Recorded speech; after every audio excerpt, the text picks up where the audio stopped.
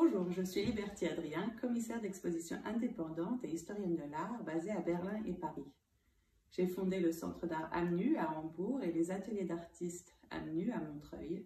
Et je présente actuellement 2 expositions à l'Institut français de Berlin, Corps invisible d'Odata Wakol dans les vitrines, et Selon notre regard, une exposition d'art vidéo dans la galerie de l'Institut français de Berlin.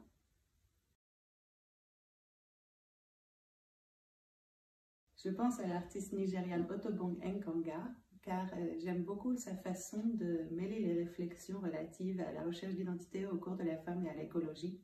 J'adore ses dessins et ses installations et je trouve que justement, elle mêle ses réflexions avec une poésie et une puissance vraiment impressionnante.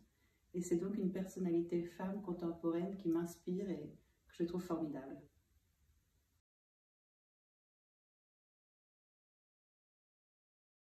Dans le monde de l'art et de son histoire, il y a des inégalités vraiment criantes, des discriminations de genre, de sexualité, de classe sociale, ethno-raciale qui sont odieuses.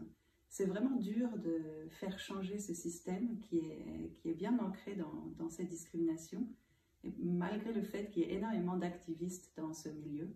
Donc je pense qu'il faut une vraie révolution qui doit être supportée par le public.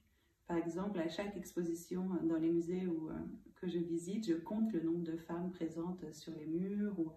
Je pense qu'il faut vraiment que nous nous sentions tous bien investis dans ce combat.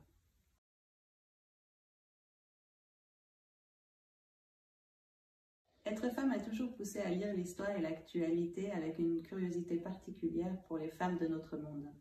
Je pense donc que quand j'ai postulé pour la bourse de recherche curatoriale du Centre national des arts plastiques il y a quelques années, cela m'a poussée à m'intéresser à l'histoire des femmes dans la collection nationale d'art française.